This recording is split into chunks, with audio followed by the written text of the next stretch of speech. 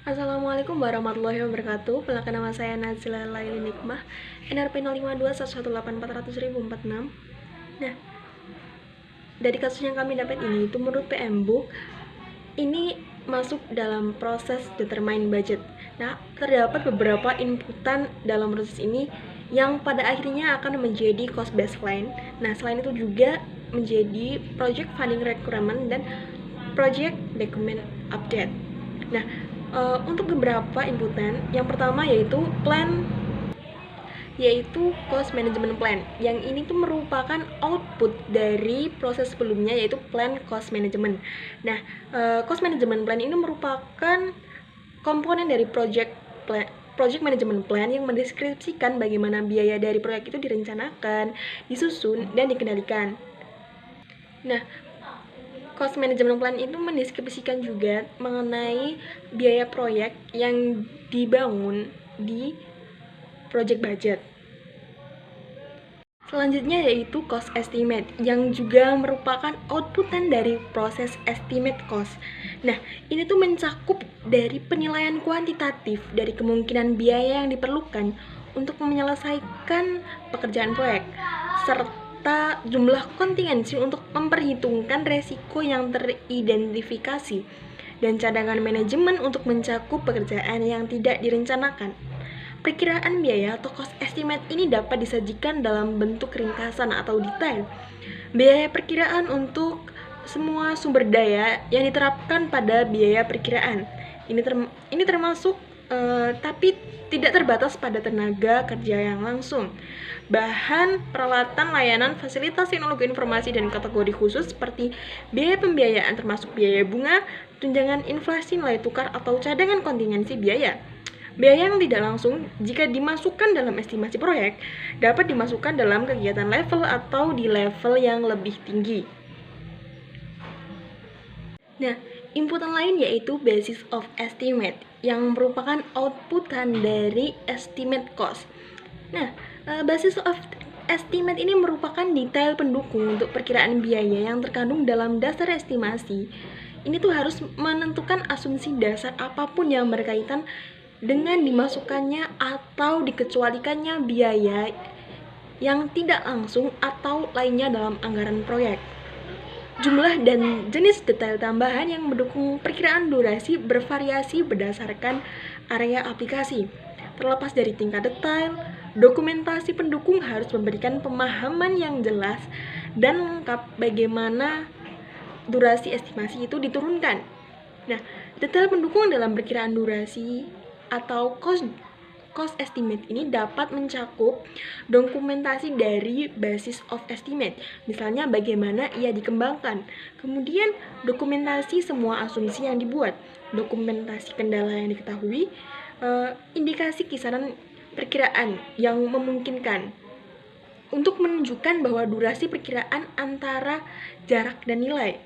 Nah, kemudian indikasi tingkat kepercayaan estimasi akhir dan dokumentasi resiko proyek individual yang memengaruhi estimasi ini. Nah, berikutnya ada scope baseline. Di scope baseline ini adalah dia versi yang disetujui dari pernyataan lingkup WBS dan kamus WBS terkait, yang dapat diubah hanya melalui prosedur kontrol perubahan formal dan digunakan sebagai dasar untuk perbandingan. Nah, ini adalah komponen dari rencana manajemen proyek. Komponen dari scope baseline ini meliputi yang pertama, pernyataan ruang lingkup proyek. Pernyataan ruang lingkup proyek mencakup deskripsi ruang lingkup proyek, hasil utama, asumsi, dan kendala. Yang kedua, WBS. WBS adalah dekomposisi hierarkis dari total ruang lingkup pekerjaan yang akan dilakukan oleh tim proyek untuk mencapai tujuan dan menciptakan hasil yang diperlukan. Nah, setiap tingkat menurun dari WBS mewakili definisi yang semakin rinci dari pekerjaan proyek. Nah, berikutnya yang ketiga, paket kerja. Level terendah dari WBS adalah paket kerja dengan pengidentifikasi unik. Nah, identifier ini menyediakan struktur untuk penjumlahan, hierarki biaya, jadwal, dan informasi sumber daya, dan membentuk kode akun. Setiap paket kerja adalah bagian dari akun kontrol. Akun kontrol adalah titik kontrol manajemen di mana ruang lingkup, anggaran, dan jadwal terintegrasi dan dibandingkan dengan nilai yang diperoleh oleh pengukuran kinerja. Akun kontrol memiliki 2 atau lebih paket kerja, meskipun setiap paket kerja dikaitkan dengan satu akun kontrol. Berikutnya, yang keempat, paket perencanaan. Akun kontrol dapat mencakup satu atau lebih paket perencanaan.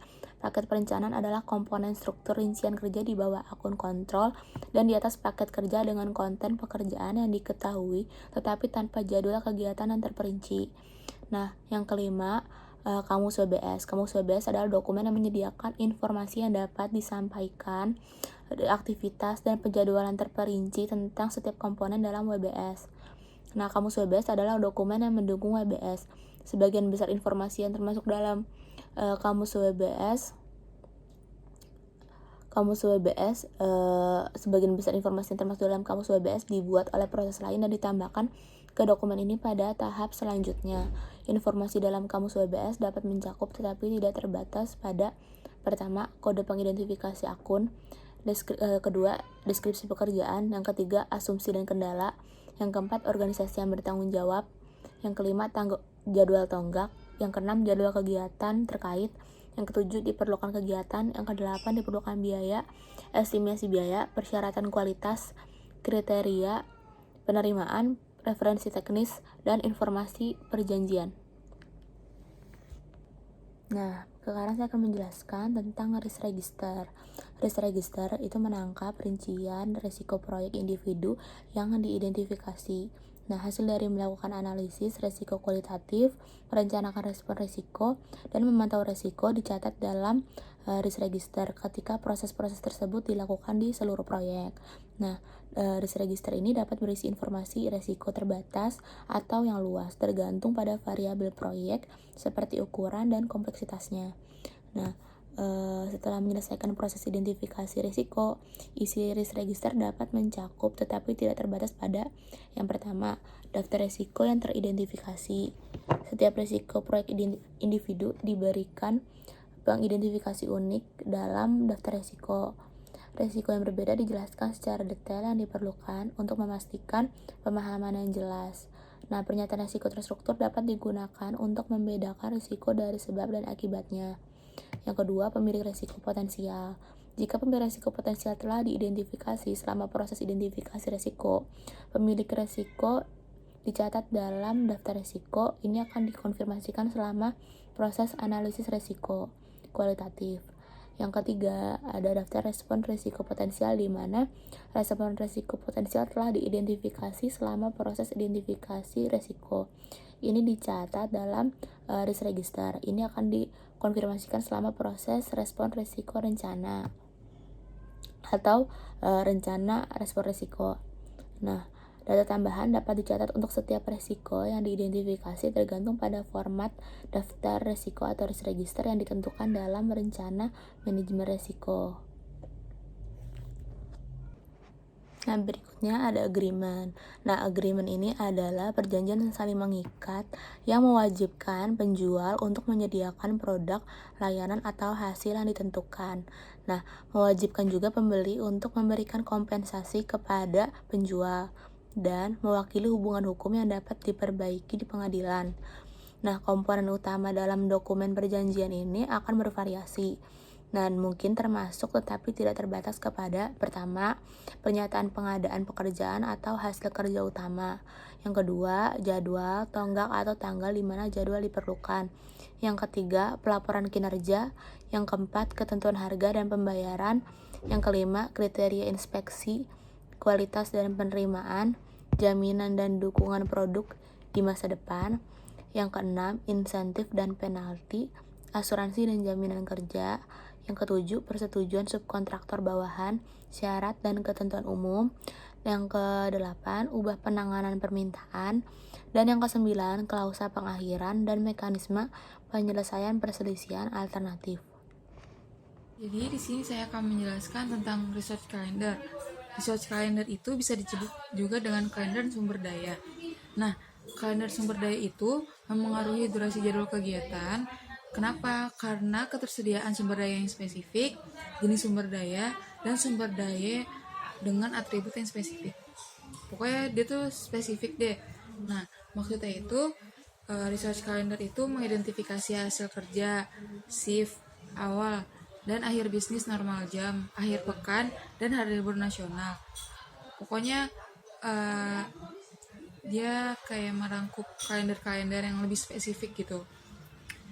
Dan biasanya itu apa aja sih yang dibutuhkan tentang informasinya itu ada sumber daya dari tim, itu terus peralatan dan materialnya.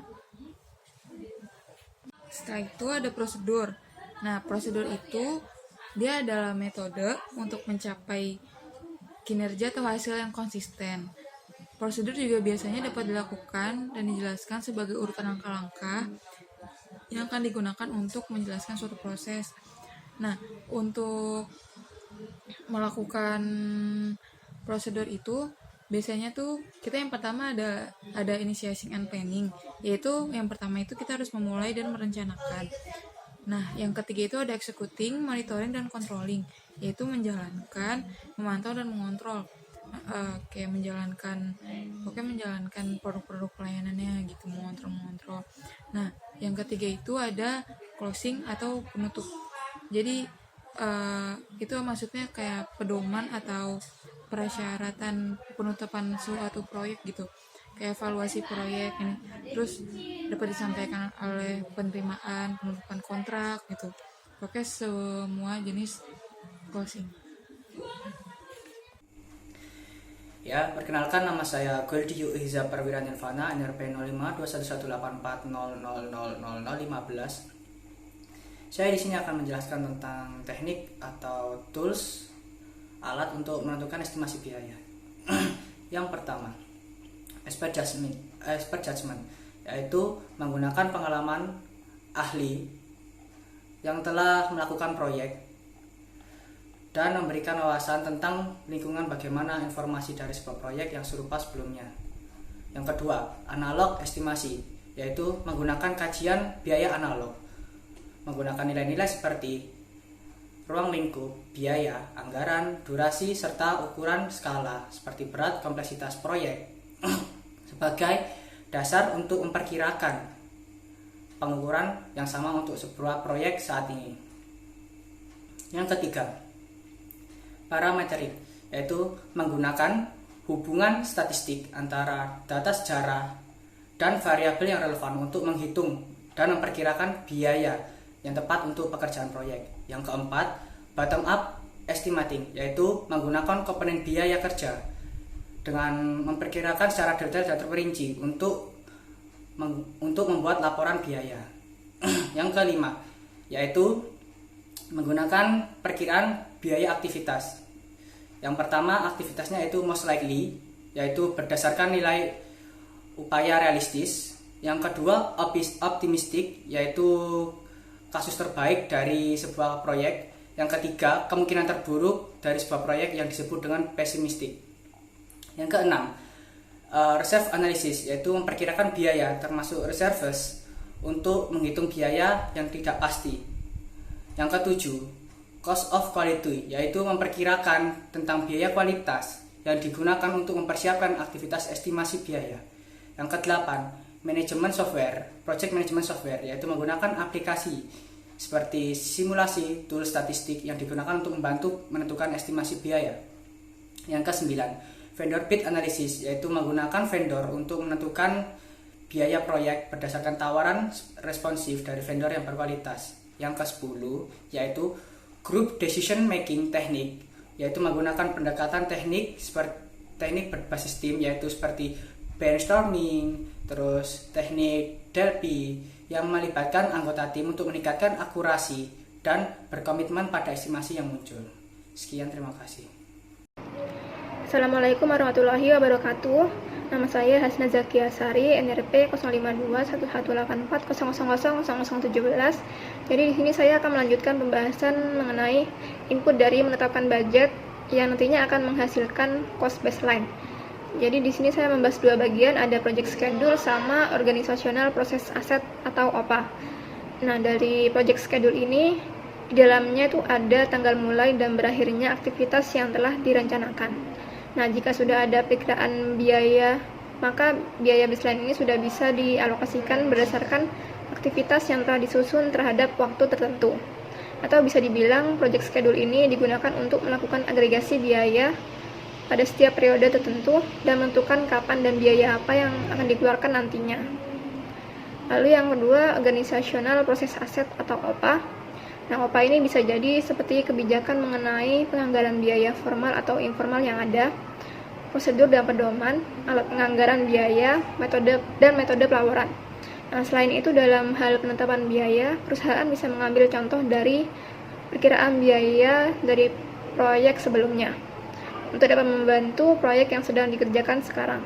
Nah, contoh tersebut bisa dilihat dari template biaya, yaitu dokumen yang dapat menyajikan informasi data. Template itu digunakan untuk menetapkan biaya dalam format yang sudah ditetapkan oleh perusahaan. Jadi sekian dari saya, terima kasih. Wassalamualaikum warahmatullahi wabarakatuh.